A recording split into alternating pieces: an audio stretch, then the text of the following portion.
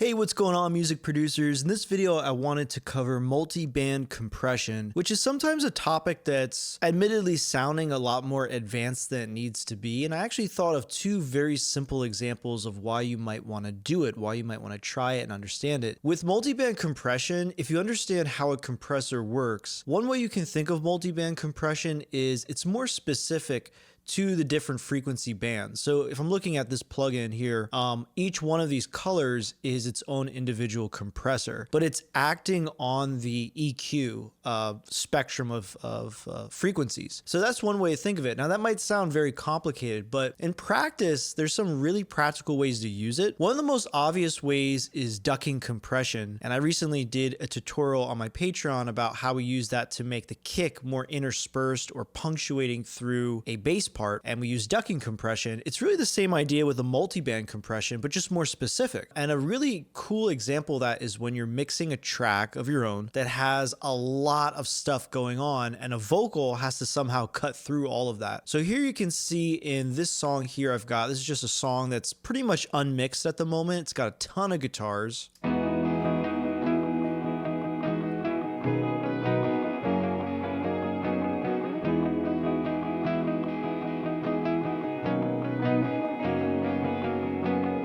And like I said, it's kind of unmixed. The low mids are a bit muddy. I have to go in and actually mix this track.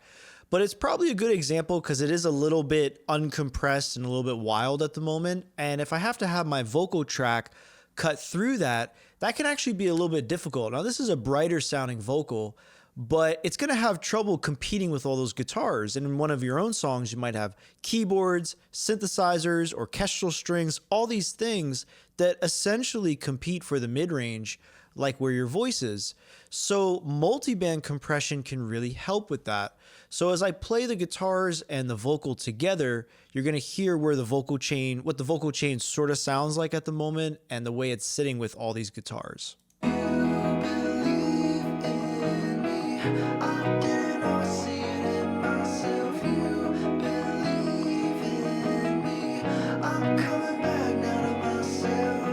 So you can obviously hear the vocal, and it is placed inside those guitars, but it is being challenged in the mid-range by all those guitars. There's so many of them. So a lot of times what I'll do is I'll group all of these things together. Sometimes the electric guitars will be in their own group, the synthesizers, the strings, all in their own individual groups, and they'll all be on this one big mid-range group. In this case, I just have guitars. But what I do is I add on a multi-band compressor, and I have that ducking out of the way when the voice sings.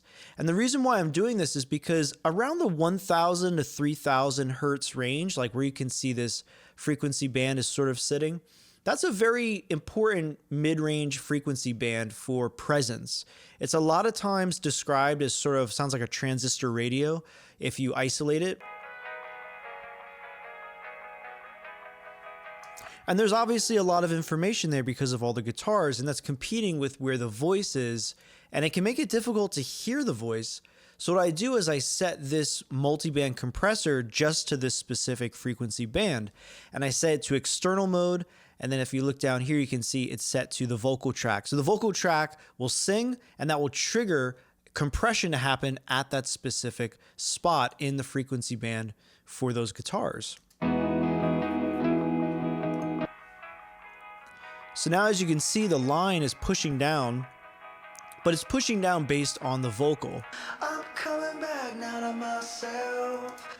So what I can do, let me just turn off this solo, and I'm going to keep it off, and then I'm going to turn it on, and you should hear the vocals sort of come forward or become a little more clear in relation to all those guitars happening right behind it.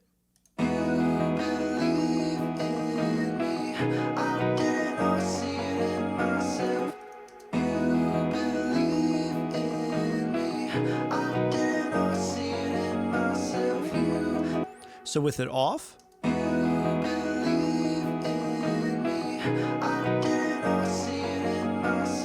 on,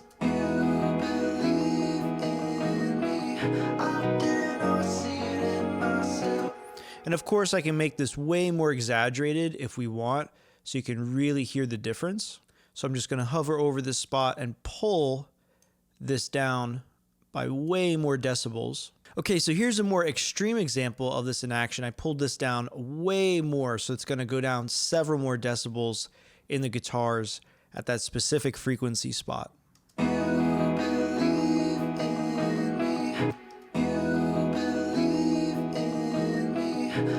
Can you hear the difference again with it off? On. If you're paying attention to the guitars, you might notice just the general idea of they do get darker, and that's essentially caving out that frequency range when the vocals actually sing. And that's a really useful thing. Now, of course, I just did it to a more extreme example. I might take this, pull this back up to like around here, and it's just helping the vocals cut through that much more. I did a video on the Patreon about how do you make the bass duck out of the way, especially at the principal frequency for your kick drum, and that helps the kick punctuate through your bass parts that much better. And it's also a little bit more transparent because we're picking a specific frequency band. We're not just doing a blanket ducking compression where the compressor's acting on the sound and all the frequencies of the sound, the whole sound, right? And of course you can do that, but you can make the argument that because this is a specific frequency, it's also more transparent. So that's one of the benefits of using this thing. And what's really cool is you can take this idea into the opposite direction. So while I'm actually pushing the guitars down when the vocal sings, I can push the vocals up when they sing as well. And that's what this screen is doing. You'll notice the colors are on the opposite side. Now they look like hills. They're above the yellow line. So they're going to basically push the vocal up when they're activated, but it's not like a static EQ curve. It's going to respond to the dynamics of the vocal. So if I just solo the vocal here, you believe in me. On. You believe in me. I did not see it in myself. And because each of these compressors is expanding the level of that frequency band, it's doing it fairly quickly because you can see sometimes the release is very low on these. It's going to be kind of fast. It's going to latch on to the sound of the voice and push it forward in a very dynamic way. And when you combine this with the ducking that you're doing in the guitars to kind of get them out of that frequency range, you create a nice balancing effect where dynamically the vocal can compete over all those guitars and maybe other instruments you might have in your track. It can compete over all those mid-range elements a lot better. So here I'll just leave it off and then we'll turn it on, and we're doing the ducking compression in the guitars at the same time. You can hear the difference for yourself. So now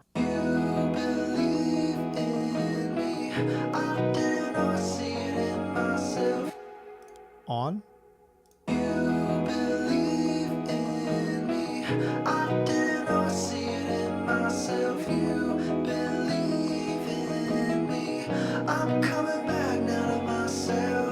Yeah, so you can probably perceive the vocal as getting more articulate or more clear over all those instruments behind it.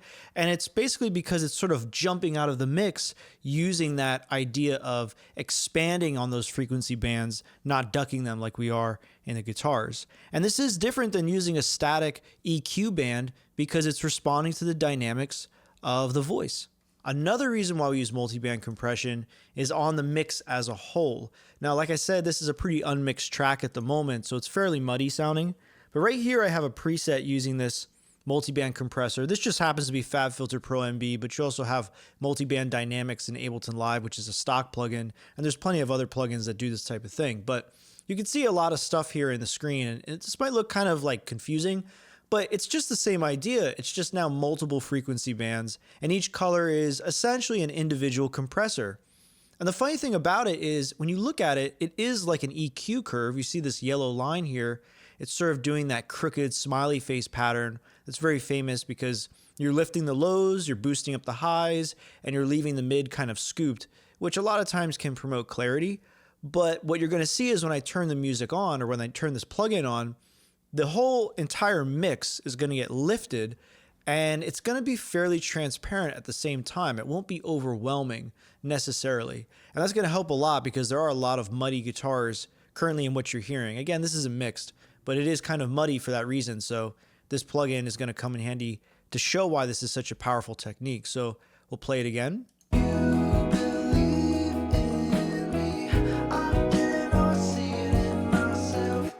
On.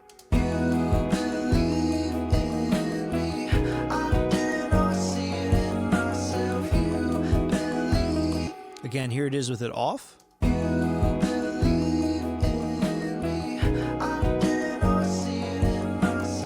On.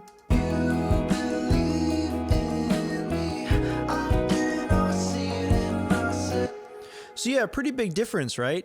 And of course there is somewhat of a level increase, which you're going to hear and probably interpret as better, right? Because our ears like to interpret things as more volume equals better. But it is also lifting up the frequency response of the music and cleaning up a lot of things. It's controlling the low mids and the lows, but it's also lifting the highs and the bass range. So you're getting a nice sort of filling out effect. You're kind of exciting the sound of the music.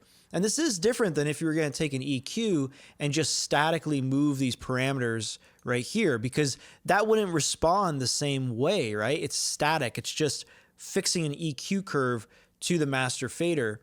In this case, you do have the same yellow line and it looks static when the music's off, but as soon as the music activates, it's going to respond to the dynamics of the music. And that's what I think makes multiband compression sometimes more useful than just throwing an EQ onto your master chain. And yeah, has a huge effect. So those are two very practical reasons why you could use multiband compression. Even though it sounds like a very complex or advanced thing to use, it has very practical reasons. So you can use it for ducking out the instruments that are competing with your vocal to help your vocal cut through.